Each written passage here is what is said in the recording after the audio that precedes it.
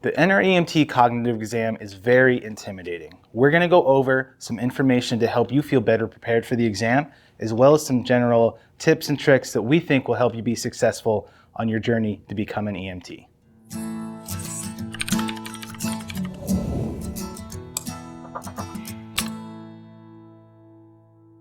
So when talking about the NREMT cognitive exam, or the written exam, the first good thing to know is that the exam is an adaptive exam.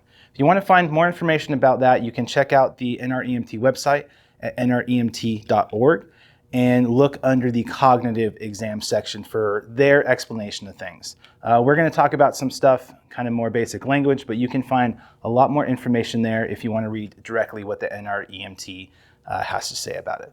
So for adaptive exams, the National Registry calibrates every item that will be given during a live examination to estimate its difficulty level on a standard scale. Then the computer adaptive test learns the candidate's ability level as they take the examination and compares their responses against that scale. If it sounds complex, that's fine, but for you taking the exam, it's actually fairly simple. So the test is going to begin with an item that is slightly below the passing standard. After the candidate gets a short series of items correct, the computer will choose items of a higher ability level. Perhaps this will be near the entry-level competency standard that the test is looking for. If you get those questions correct, the computer then chooses items at an even higher ability level. Again, if you get those answers correct, the computer will present the candidate with more items of an even higher ability level. Eventually, every candidate will reach their maximum ability level and begin to answer items incorrectly. This will allow the NREMT to evaluate candidates in real time. The exam will end when there is 95% confidence that the candidate is either above or below the passing standard, or the time limit of 2 hours is reached.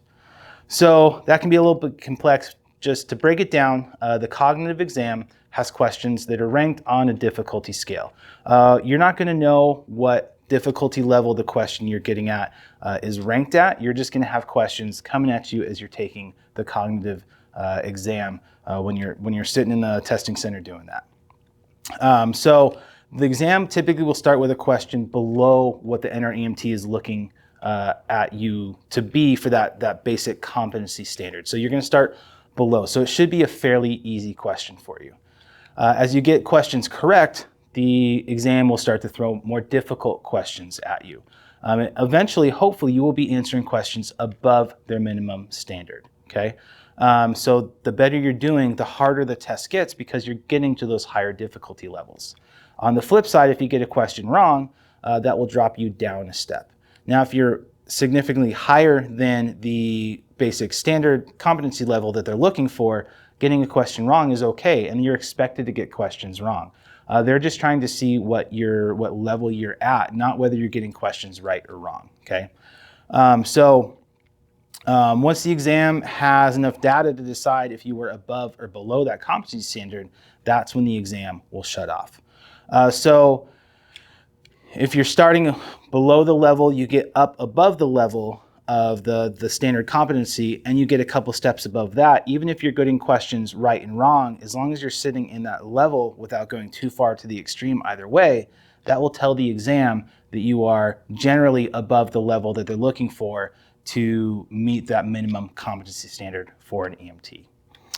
So the EMT exam is going to be between 70 to 120 questions. That number will vary depending on what exam. The EMR is going to be a little bit less, and the paramedic is going to be a little bit longer. If you're an advanced student watching this video, please realize the advanced testing is not an adaptive examination. That's what they call a linear examination. I believe it's 135 questions. I could be wrong. You can double check that on the NREMT website. But that is a different style of exam. That one's more straightforward. You have this many questions you have to answer, and you need to get this many right style of exam. Again, you can find more information on the NREMT website. And as I said before, there is a time limit of 2 hours for the NREMT cognitive exam. Don't worry about the time limit going into it. 2 hours is plenty of time to answer 70 to 120 questions, okay? It shouldn't be an issue for you with that time. So we think it's really important to know this information going into it. mostly for your testing confidence. If you have gone through a good EMT program to get to that point, and you've had good instructors, and you've taken your time, you've spent your time studying, reading, watching videos. If you're here, you're probably that student. You have the tools to go and pass that exam. You should be able to pass above that minimum standard competency. The reason a lot of times students will fail is because they start to get these difficult questions and it rocks their confidence, and they start to not trust in their own abilities and answer questions incorrectly or second guess themselves, and that's what can tank results. So it's really good for you to know going into it that this exam is not going to be easy, and that's by design. It should feel difficult for you. If it's not feeling difficult for you, it might mean that you're answering questions incorrectly and you're getting easy level questions. I know personally when I took my EMT exam a long time ago, I remember getting questions that I felt were probably paramedic level or at least advanced level questions, because it was giving me questions about medications I'd never even heard of before. And that really rocked my confidence personally, because it made me feel like I wasn't prepared. But that wasn't the case. You can get those high level questions on the EMT exam if you're doing really well. And if you talk to most people that have passed their NREMT, they will give you the same story of going in and they felt okay and they got to a point where they just felt like it was way beyond what they had learned. And that was the case. That's, again, by design. So go into this exam knowing that you might get really difficult questions. And if you do get those difficult questions, don't let that break your confidence. Actually, let that give you some confidence that you're doing really well and you're probably above that passing standard at that point, okay? We see it all the time, us instructors. If we have a student who recently passed our course and we're talking to them and they're like, yeah, I took my NREMT exam. Man, that was cake. That was so easy. We're like, ugh, I don't know. That makes me concerned that you weren't getting a very difficult exam, that you might have failed it. And most of the time when we talk to students afterwards and they're like, man, that exam was the hardest thing I've ever done. You know, it was so difficult, whatever. Usually they get that good news really shortly after that they pass that exam. So make sure you know that going into it. And just stay the course as you're going through, no matter how difficult those questions start to feel. So another thing that you can be aware of going into the exam is going to be the test plan. Again, you can find that under the cognitive section on the NREMT website. But this is going to give you information like I already talked about as far as the length of the exam. You know, like I said, it's 70 to 120 questions. It'll give you the time limits. All those sorts of things. As I said before, the AMT exam is not going to have that range of questions, because that is a linear exam, not an adaptive exam. So the test plan is going to break down the exam into 5 different content areas, and it's really good for you to know those because it can really help you to prepare when you're studying for the exam. So the 5 different content areas are going to be airway, respiration, and ventilation, cardiology and resuscitation, trauma, med, OBGYN, and EMS operations, okay? The test plan is also going to show you what percentage of your exam will be questions from each of these content areas. So for example, the EMS operations section will make up 10 to 14% of the exam if you're at the EMT level. With the exception of that EMS operations section, those questions will have a distribution of 85% adult and 15% pediatrics. So if you weren't planning to study for pediatrics going into it, you will see some questions about pediatrics. And that might be a pediatric patient that your treatment plan would not be any different than it would for an adult patient, or it might be something very specific like CPR ratio based on around an age range. So make sure that you're looking for that as well, okay? So knowing those 5 going into it can be really helpful just for your general studying. Hopefully you're using some sort of test prep program. We really push our students to use a paid online test prep program. There's lots of really good ones online. Generally, if the test prep program says that you'll pass or you'll get a refund, those are typically good ones because they trust their product. But we really suggest that you go do that online. Take some practice quizzes, take some practice comprehensive exams, and those good programs will let you know what categories you're strong in and what categories you're weak in, and that can help you to really maximize your study time. We don't want to waste our time when we're studying. If you're already good in cardiology and you're really solid with that, you probably don't need to spend as much time studying cardiology as you would EMS operations, because maybe you haven't studied that since the very beginning of your class 3 or 4 months ago. So knowing those 5 different categories can be really helpful for you just to be better prepared going into the exam. When you're taking the exam, you're not going to know what category the question is being pulled from. So it's not like you go in and do one category and then it says, congratulations, you passed EMS operations and move on to trauma. It's nothing like that. It's going to randomly throw these questions at you. You're not going to know where you're at for each of those categories or anything like that. But it is still good to know that those are the 5 different categories. One thing we really recommend for students that everybody overlooks is the exam can be pretty heavily weighed with OB/GYN questions. We see that very commonly, that students weren't preparing for that specifically, and they got caught really flat-footed because of that. So make sure you're studying for that. If I say placenta previa and you think, is that a spell from Harry Potter, or you don't know what a nuchal cord is or anything like that, now is your time to make sure that you're really looking over those OB questions, because like I said, they've caught a lot of people out. I know someone personally who thinks they failed their EMT exam just because of those questions. They didn't prepare for that at all, and they just got hammered with those questions, and that is why they believe that they failed. So those are 2 really important aspects of the exam we feel like every student should know going into it, just to help you be better prepared and help you with that testing confidence. All right, so that was a little bit about the NREMT cognitive exam. Hopefully that's some good information for you to help prepare for it. And now we're just going to go about some standard things to help you prep for the cognitive exam or just the course in general. Some good study tips, those kind of things, just to help you to succeed. So we've got Justin here. Justin's a longtime paramedic, and he is a director of IMA. So let's jump into it first by talking about where you should take your exam. So in the post-COVID world, the NREMT and Pearson VUE allow you to take your exam from home, and you can still go to the testing center. So I really recommend to have a little self-reflection about where you're going to feel most comfortable. Either way, it's going to be a difficult exam. You're going to feel a little bit uncomfortable going to take the exam. And for some people, they can mitigate that by taking it at home. Some people, though, they don't have a good sterile environment at home to take the exam. So when you take it from home, you need to have a computer that can meet certain software requirements. There is a way to check that beforehand. So if you're going to take it from home, we really recommend doing that. You need to have a quiet environment. There are students that have had background noises that the examiner can hear that shut the exam off. So you're going to have webcams. There are a lot of things you need to think about before you decide to take it from home. So make sure you read up on that and make sure that that sounds good to you. If all of that sounds like too much, then just go take it at the testing center. I know for me personally, I would rather have just taken it at the testing center. It puts me in that mindset of that's what I'm there to do, and so I can go and knock it out. That being said, we're too old to have had the ability to take it at home, so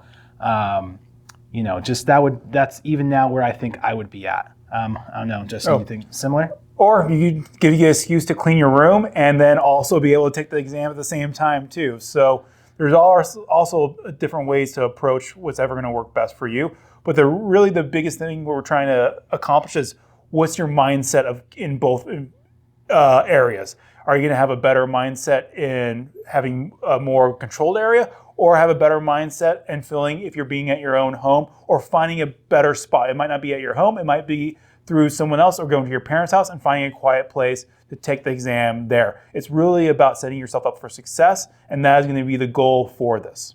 Yeah, like I said before, if you're at this point and you have a solid program, like you're one of our students or just a standard EMT program, you have the tools and you should have the ability to pass the exam. It's just going in with the right mindset to go and pass that. So as far as the exam itself goes, one thing to really be sure that you're doing is to really read those questions and the answers very thoroughly. I know our students get frustrated all the time in our program with how the questions are written, and we don't do that because we hate our students and want them to have a hard time through the course. We are mimicking how the NREMT is writing their questions, and a lot of that is just being very thorough when you're reading those questions and the answers, because they love to have the all of these are the correct answer except this one kind of questions. Those things that if you're missing one word when you're reading through that question, you can be misinterpreting what that question is asking in general. And same thing with the answers. You might have a "what would you do next" type of question, and the answers are very, very similar. So you need to read them very thoroughly to make sure that you're not missing little points inside of there. Yep, the National Registry throws in a lot of white noise. So trying to figure out how to filter that white noise out and answer the question of, okay, what are they truly asking me? How sick is this patient, and do I need to intervene? Other things that you can think about too as you go through this is, does sex matter? Does age matter? What's my vital signs, and what is their chief complaint? And just slowly start figuring that stuff out and filter out all the other stuff that goes on with a lot of these scenario questions, because it's really easy to panic and realize, is this what I'm going to do in real life, or is this what I'm going to do for the National Registry? Remember, the National Registry is a foundation approach to solving problems. So treat it as such, and don't, we always try to advise our students who have some experiences, take your experience out of it and just focus on the question itself versus what you would do. Was a question or trying to solve, and can you solve that with A, B, C, or D? Yeah, so another thing that can really help you to make sure that you're answering those questions correctly is to study your medical and trauma assessment sheets. You'll find that a lot of the questions to answer them correctly on the NREMT exam are going to be an order of operations thing. So you need to be able to read that question, figure out what has been done to that point, so that you can then look at the answer to figure out what the next thing is. So you're going to have to make sure that scene size-up is done before the primary assessment is done when you're answering those questions. So having those medical and trauma assessment sheets really well memorized before you go into the cognitive exam, and then thinking about all those questions and answers in that frame of reference of those medical trauma assessment sheets is going to help you to find the correct answer for those different questions. An example would be, so you get a question that says, a 58-year-old male complaining of chest pain. He's alert, talking to you. What's the next appropriate steps? It might say, obtain vital signs, consider stabilization of the spine, or check for breathing. Well, if you look at the scenario itself and you look at the skill sheets itself, you say, hey, look, he's talking to me. I got his chief complaint. So I'm there in the primary assessment. So the next thing I need to do is he's talking, so I need to assess his breathing. Not maybe go to vital signs, maybe not go to stabilization of spine, but this is where you're at. So using that as a template of figuring out where you're at in the scenario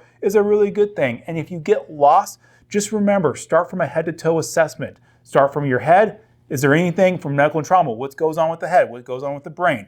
Oh, loss of consciousness, stroke, seizure. Just start going through a mental checklist from your top and work your way down, and that will help you kind of figure out signs and symptoms, but also just kind of gives you a starting point, because really when it comes to exam testing, a lot of people don't know where to start, so they get lost and make up their own answers. With this, try to figure out a foundation of, you can start from the skill sheets, a head-to-toe assessment, so you can really kind of have a starting point of how to solve this problem. I talked about this already. Another point that I always like to bring up is that the exam tends to be weighted pretty heavily for OBGYN. So make sure that you're spending time on that. That is often overlooked by students. Everyone's expecting the chest pains and the strokes, and they're not thinking about complicated delivery, those kind of things, as well as remembering that there is that section on EMS operations that you're going to have to study. So it's not just medical type of questions. You're getting a lot of questions in general, spanning the whole book. So make sure you're preparing for that. And remember, OBs and special populations too. So, those are things that it's easy to overlook because you really want to focus on medical and trauma. So when people say they get a lot of OB questions, it's because usually they got one right and they got one wrong, got one right, got one wrong, and they're trying to figure out, hey, are you showing that you're competent in that section? So it feels like a lot of questions, but also don't forget that, using a good test prep and looking at that and figuring out how to answer those questions will help you get through that a lot quicker and make sure that you can show competency when you're taking your National Registry test. Yeah, like I already talked about, using a good test prep program can be super, super helpful. That's one thing we recommend to students. Like I said, there's a bunch of them online you can find, but that's really going to help you to narrow down where you're strong, where you're weak, and so you can focus that study time, because you're probably not having 40 hours additional a week to study going into the exam. if you're going to be taking little time here and there to study, try to have an idea of what you should be spending that time on. And so that's why we recommend a test prep program. Whatever one that you find, we recommend staying away from test prep books. You can still go to Barnes & Noble probably and find an NREMT test prep book. But the NREMT is constantly refreshing the test. And so that information might not be as relevant as what you would find for an online program. So we recommend the online one for those reasons. They tend to be a little bit more expensive, but I tell students all the time, the cognitive exam is $104. If you have to take it twice, that's a lot more expensive than taking it once and having paid for a test prep program that's $50 to $75. So even on the economic side of things, it makes more sense to go take it once, not have to take it twice, and not have to worry about the stress of it if you need to retake. And also you're saving trees too by not getting a book. But on top of that too, remember, you're going to be taking this exam on a computer, right? So if you're talking about setting yourself up for success, why don't you practice taking this on a computer? And this is the time to practice. We hear a lot of students who are like, and I was one of them, I'm a bad test taker, right?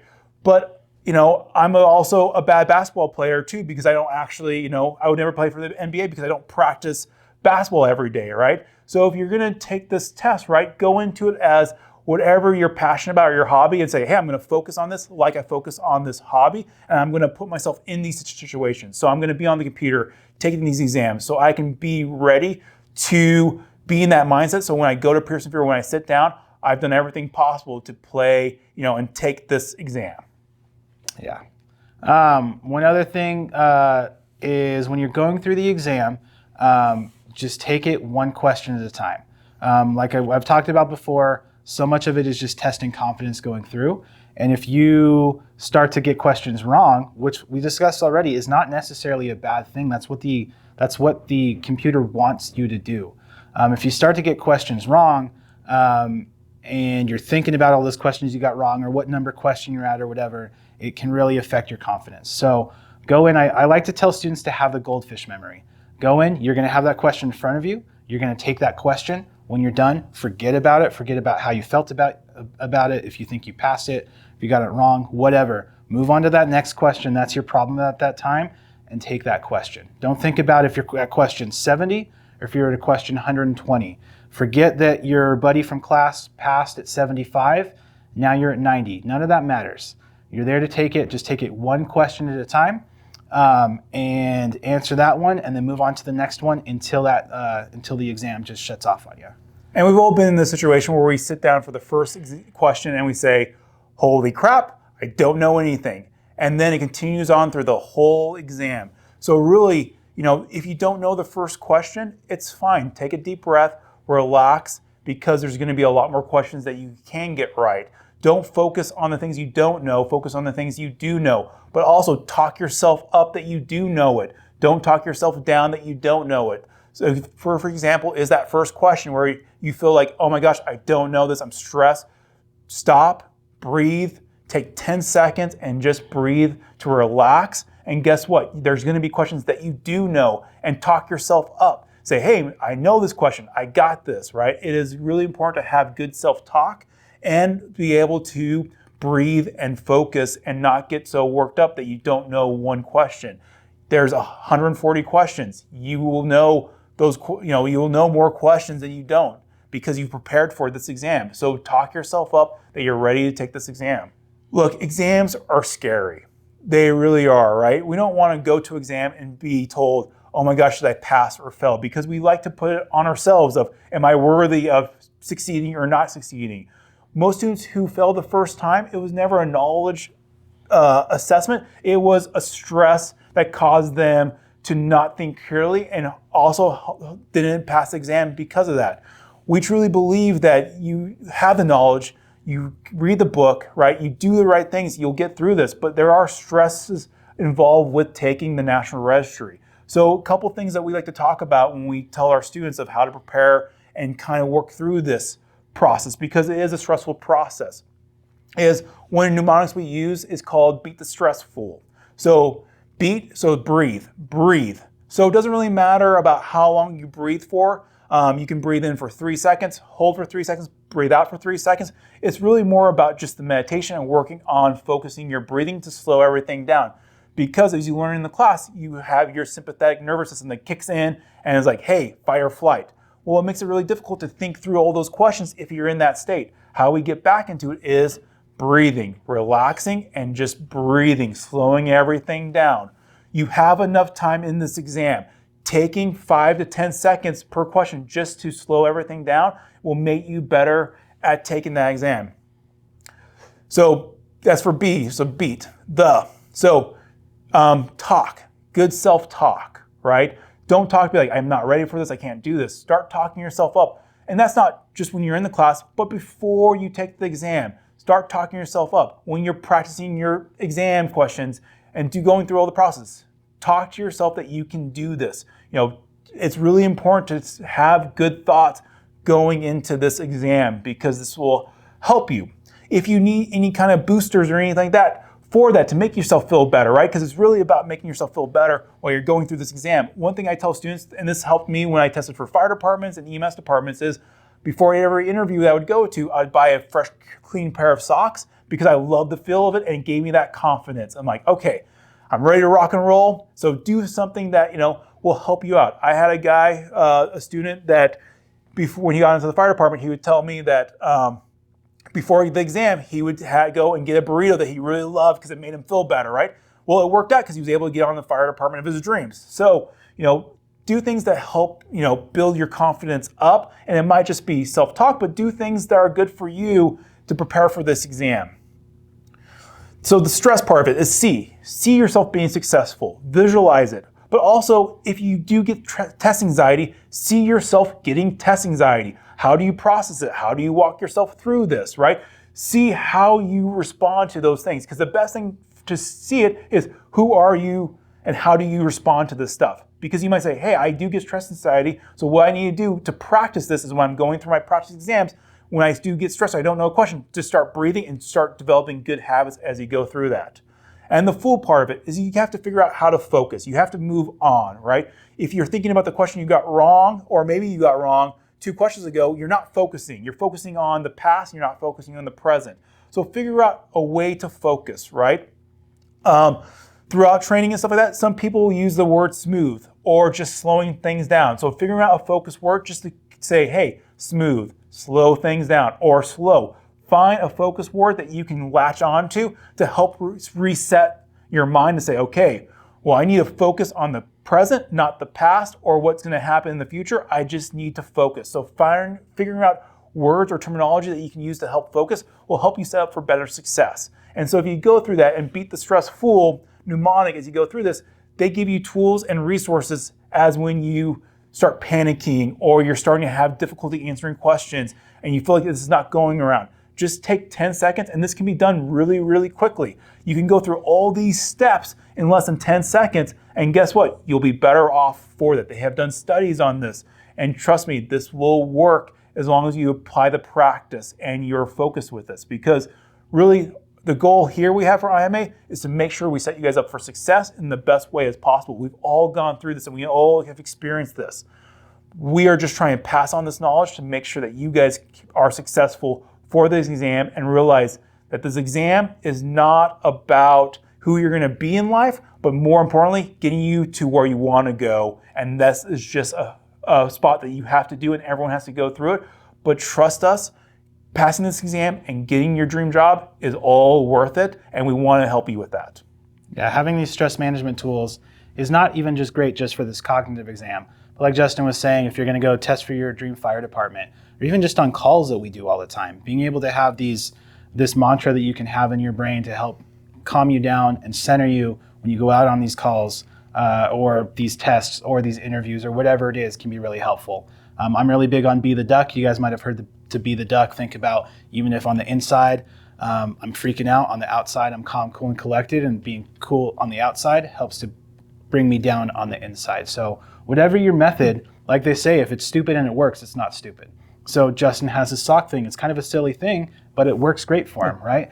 Or the other guy had the burrito thing. Whatever it is, don't Don't judge yourself if it's a silly thing. If you need to call your mom before, as you're sitting in the car before you walk in, and talk to your mom. We have another guy, that's a common thing that he does before interviews and stuff. He calls his mom because his mom can calm him down, and then he feels better going into it. So just find that method for yourself, and that can be applied all the way down the line for everything else you're doing with your EMT that you're getting now. And the other thing I'd just like to add is, don't go into this exam trying to be perfect, right? Perfectionism is, something that we can't obtain, but we always try to shoot for. But it's, one of our greatest fallacies. We always try to shoot for being perfect and getting all the questions right. It's all right to get a couple questions wrong and give yourself, the feedback to say it's all right. So we're not looking for, you don't have to get it done in 60 questions. You can take 70 questions, but just tell yourself, it's all right. I don't have to be perfect. I just have to pass this exam. Yeah, the exam is meant to make you get questions wrong. If you're not getting questions wrong, it's going to keep giving you questions that are so far outside of your scope, you should be getting them wrong.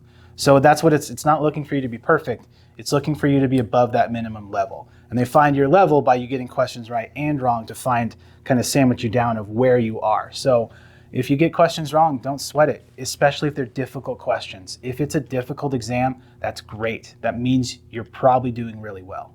And one thing we tell students too is that you're going to find questions that they're beta testing too. 10 to 15 questions that you will get in your exam will be questions that are not weighted, but they're just testing these questions out for the next exam they're going to build. So if there's a question that looks funky, just say, you know what, this question probably doesn't count because it's a beta test question, right? Don't just start saying, oh, I got this question wrong. Just always consider the questions that you don't know as beta test questions and move on and just pass this exam. Yeah, and those will be interspersed. You won't know which ones are the beta test ones. It's not like you finish out and it's like, hey, here's some exam questions we're going to try for next time. They're just going to be thrown into the exam with you not knowing which ones are which. So maybe it is that one that seems weird or off that is going to get thrown out eventually, but they need to validate that question in front of real students. And so they're using everybody as their testing pool for these new questions. So yeah, if you're getting some questions that seem way out there, maybe that is the exact reason why. All right, so thanks a lot to Justin for being here and bringing his long time experience and knowledge to this. Hopefully this sets you up for success down there for your cognitive exam, and hopefully you can take some of these things we taught you, or we talked about just further down the line, like we said, for interviews and everything.